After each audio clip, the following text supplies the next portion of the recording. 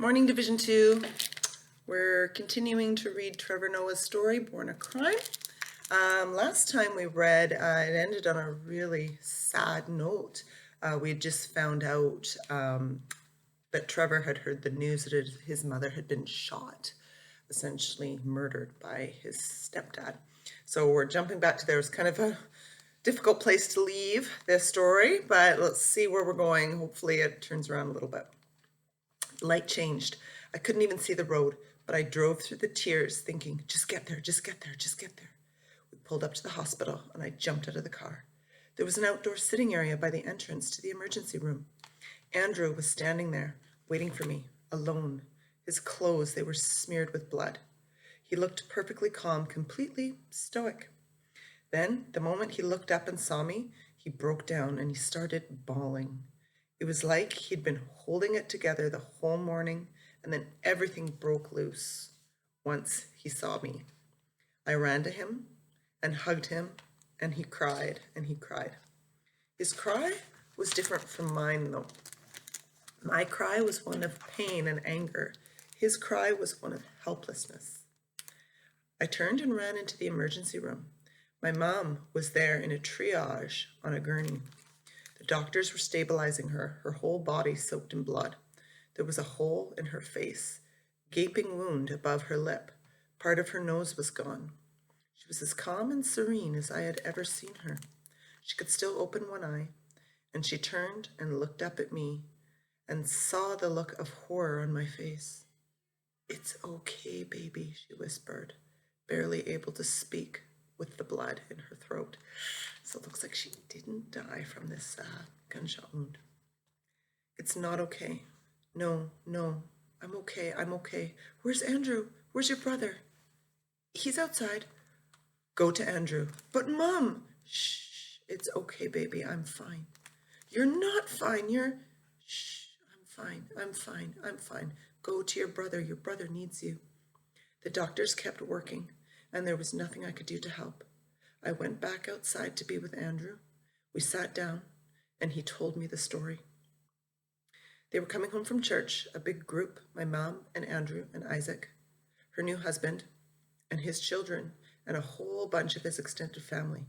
They had just pulled into the driveway when Abel pulled up and got out of his car. He had his gun. He looked right at my mother. "You've stolen my life," he said. "You've taken everything away from me. Now I'm going to kill all of you." Andrew stepped in front of his father. He stepped right in front of the gun. "Don't do this, Dad, please. You're drunk. Just put the gun away." Abel looked down at his son. "No," he said, "I'm killing everybody. And if you don't walk away, I will shoot you first." Andrew stepped aside. His eyes were not lying. He told me he had the eyes of the devil. In that moment, I could tell my father was gone. For all the pain I felt that day in hindsight, I have to imagine that Andrew's pain was far greater than mine. My mom had been shot by a man I despised. If anything, I felt vindicated. I've been right about Abel all along. I could direct my anger and hatred towards him with no shame or guilt whatsoever. But Andrew's mother had been shot by Andrew's father, a father that he loved. How does he reconcile his love with that situation? How does he carry on loving both sides of himself? Isaac was only 4. He didn't fully comprehend what was going on. And as Andrew stepped aside, Isaac started crying, "Daddy, what are you doing? Daddy, what are you doing?" "Isaac, go to your brother," Abel said.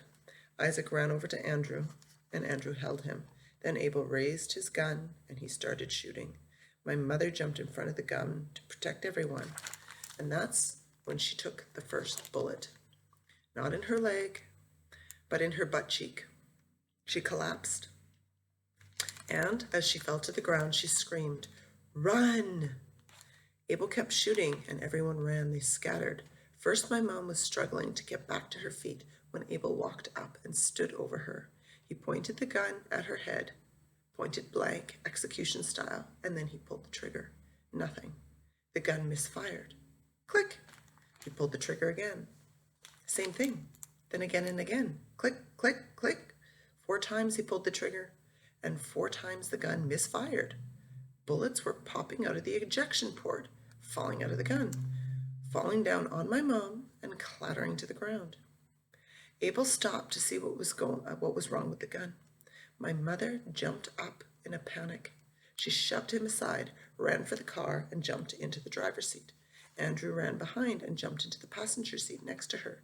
Just as she turned the ignition, Andrew heard one last gunshot, and the windshield went red.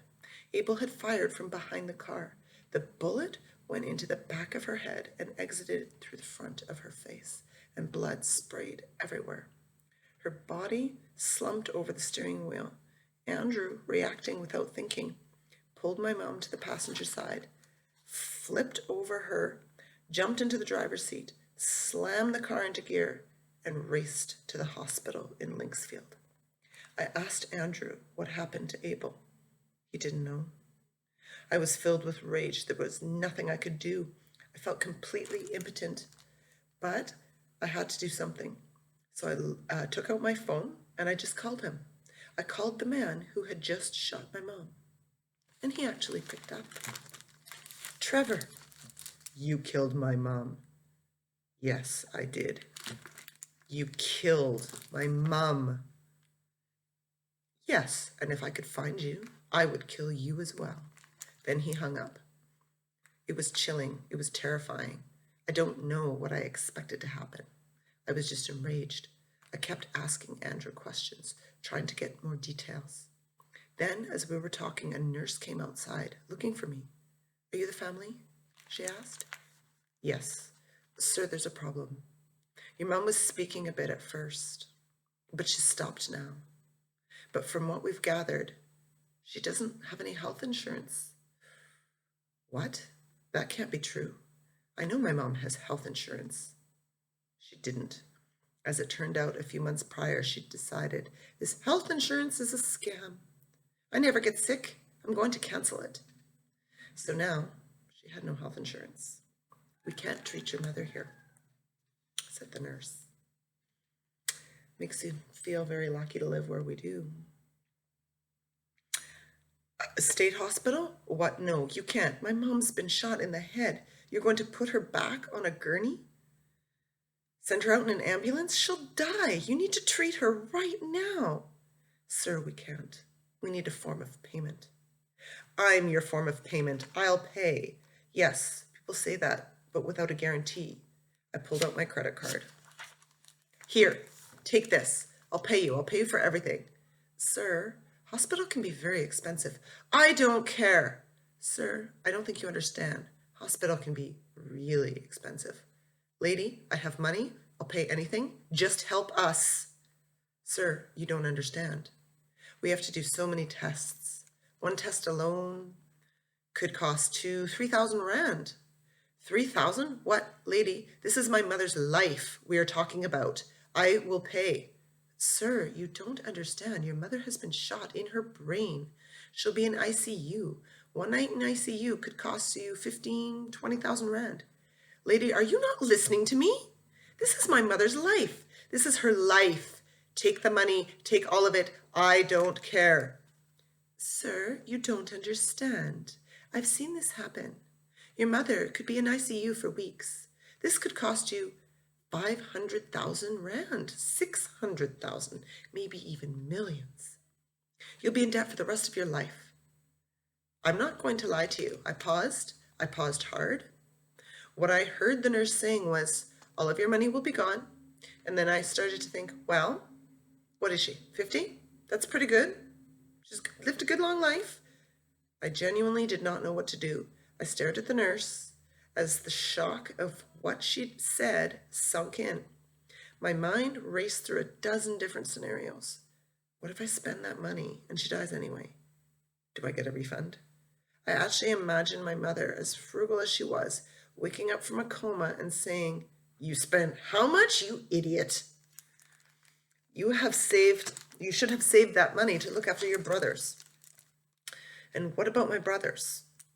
They would be my responsibility now? I would have to raise the family, which I couldn't do if I was millions in debt. And it was always my mother's solemn vow that raising my brothers was the one thing I would never have to do. Even as my career took off, she'd refused any help I offered. I don't want you paying for your mother the same way I had to pay for mine, she said. I don't want you raising your brothers the same way Abel had to raise his. My mother's greatest fear was that I would end up paying the black tax, that I would get trapped by the cycle of poverty and violence that came before me. She had always promised me that I would be the one to break that cycle. I would be the one to move forward and not back. And as I looked at the nurse outside in the emergency room, I was petrified that the moment I handed her my credit card, the cycle would just continue and I'd get sucked right back in. People say all the time that they do anything for the people they love. But would you really? Would you do anything? Would you give everything? I don't know what a child knows. I don't know that a child knows that kind of selfless love. A mother, yes. A mother will clutch her children and jump from a moving car to keep them from harm. She will do it without thinking. But I don't think the child knows how to do that. Not instinctively. It's something the child has to learn. I pressed my credit card into the nurse's hand. Do whatever you have to do. Just help my mom. We spent the rest of the day in limbo, waiting, not knowing, pacing around the hospital, family members stopping by. Several hours later, the doctor finally came out of the emergency room to give us an update. What's happening? I asked. Your mother is stable. She's out of surgery. Is she going to be okay? He thought for a moment about what he was going to say. I don't like to use this word because I'm a man of science and I don't believe in it. But what happened to your mother today is a miracle. I don't have any other way to explain this. The bullet that hit my mother in the butt, he said, was through and out. It went in, it came out, and didn't do any real damage. The other bullet went through the back of her head, entering below the skull at the top of her neck. It missed the spinal cord by a hair, missed the medulla oblongata, that's part of the brain, and traveled through her head just under the brain, missing every major vein, artery, and nerve. With the trajectory the bullet was on, it was headed straight for her left eye socket and would have blown her eye out. But at that last second, it slowed down, hit her cheekbone instead, shattered her cheekbone, ricocheted off, and came out through her left nostril. On the gurney in the emergency room, the blood had made the wound look much worse than it actually was. The bullet took off only a tiny flap of skin on the side of her nostril, and it came out clean, with no bullet fragments left inside. She didn't even need surgery. They stopped the bleeding, stitched her up in the back, stitched her up in the front, and let her heal. There was nothing we could do, because there was nothing we needed to do, said the doctor. My mother was out of the hospital in 4 days. She was back at work in 7. The doctors kept her sedated the rest of that day because she needed to rest. They told all of us to go home. She's stable, they said. Go home and sleep. So we did. I went back first thing in the morning. When I walked into her room, she was still sleeping. The back of her head was bandaged. She had stitches in her face and gauze covering her nose and her eye, and her left eye. She looked frail and weak, tired, one of the few times in my life I'd ever seen her look that way. I sat close by her bed, holding her hand, waiting and watching her breathe. A flood of thoughts going through my mind. I was still afraid I was going to lose her. I was angry at myself for not being there, angry at the police for all the times they didn't arrest Abel. I told myself I should have killed him years ago, which was ridiculous to think because I'm not capable of killing anyone. But I thought it anyway. I was angry at the world, angry at God, because all my mom does is pray. If there's a fan club for Jesus, my mom is definitely on the top 100 list. And this is what she gets? After an hour or so of waiting, she opened her undamaged eye. The second she did, I lost it. I started bawling. She asked for some water, and I gave her a cup, and she leaned forward a bit to sip through the straw. I kept bawling and bawling and bawling. I just couldn't control myself. Shh, she said. Don't cry, baby. Shh, don't cry. How could I not cry, Mom? You almost died. No, I wasn't going to die. I wasn't going to die. It's okay. I wasn't going to die. But I thought you were dead. I kept bawling and bawling. I thought I'd lost you. No, baby, don't cry. Trevor, listen. Listen to me, listen. What? I said, tears streaming down my face. My child, you must look on the bright side. What? What are you talking about, this bright side? Mom, you were shot in the face. There is no bright side. Of course there is. Now you're officially the best-looking person in the family. She broke out in a huge smile and started laughing. Through my tears, I started laughing too. I was bawling my eyes out and laughing hysterically at the same time. We sat there, and she squeezed my hand, and we cracked each other up the way we always did, mother and son, laughing together through the pain in an intensive care recovery room on a bright and sunny, beautiful day. Wow, that's the end of chapter 17, finally. Next up, we have an essay that he wrote. He sandwiches these little essays in between chapters, and then that'll be the end of the book. Then there's another short essay on the history of apartheid, which I will read for anybody who wants to learn more about the history of this very interesting country and historical time. Pretty powerful story. I'd love to know what you think about it. Take care.